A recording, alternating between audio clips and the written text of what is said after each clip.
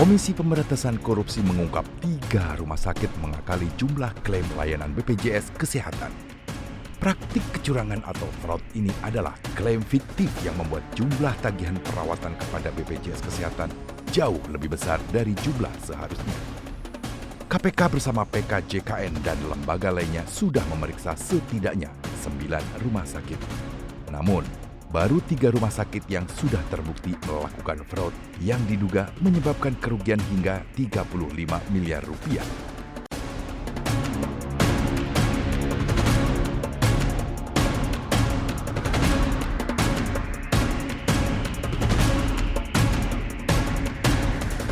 Kasus fraud BPJS Kesehatan oleh beberapa rumah sakit harus diusut dan diselesaikan secara menyeluruh hingga tuntas.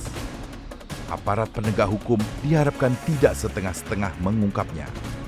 Anggota Komisi 9 DPR RI berpendapat, kecurangan mungkin tidak hanya dilakukan pihak rumah sakit, namun bisa saja melibatkan oknum BPJS Kesehatan. Dokter spesialis di rumah sakit pasti sudah mengetahui tindakan medis dan obat apa saja yang bisa diberikan pada pasien sesuai kategori tanggungan BPJS Kesehatan. Jika sesuai tanggungan BPJS Kesehatan, seharusnya tidak ada administrasi penagihan yang salah, apalagi fiktif. Di sisi lain, menurut anggota Komisi 9 DPR RI, setelah menerima tagihan dari rumah sakit, pihak BPJS Kesehatan seharusnya sudah meneliti pengobatan yang diklaim. Ketika pengajuan klaim dari rumah sakit tidak masuk tanggungan, seharusnya pihak BPJS Kesehatan tidak mencairkan pembayaran ke rumah sakit. Nyatanya, ada pencairan tagihan oleh BPJS Kesehatan terhadap sejumlah klaim rumah sakit yang belakangan terungkap sebagai klaim fiktif. Jangan cuma rumah sakitnya saja, coba gali juga tentang perjalanan pengobatan pasien-pasien tersebut lewat dokternya. Selain itu juga BPJS-nya.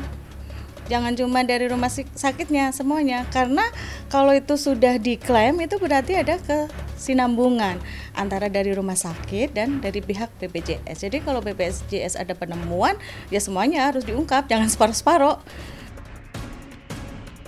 Anggota Komisi 9 DPR RI menilai penegakan hukum atas kasus fraud BPJS Kesehatan harus menimbulkan efek jera kepada pihak-pihak yang terlibat.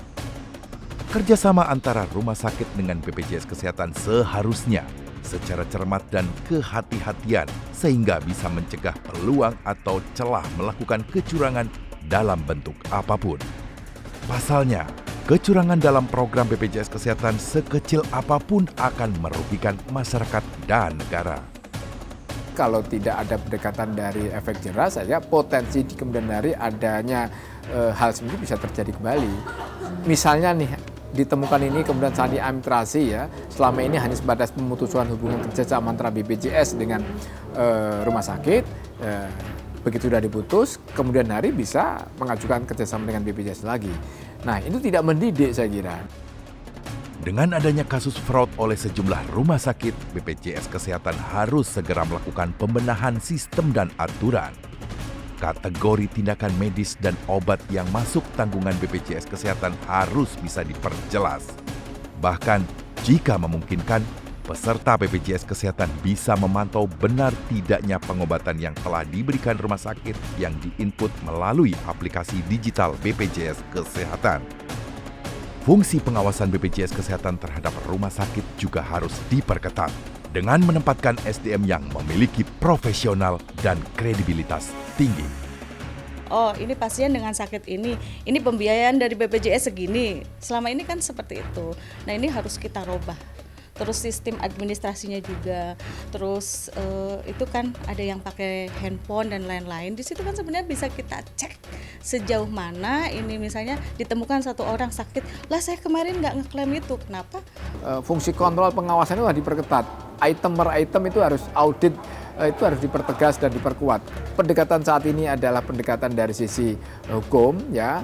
Nah, yang kemudian di kemudian hari ya ada penegakan dari kedisiplinan dari teman-teman yang bekerja di BPJS yang fungsinya mengawasi yang kerja dengan rumah sakit ya mereka harus secara efektif dan gencar untuk melakukan satu fungsi pengawasan.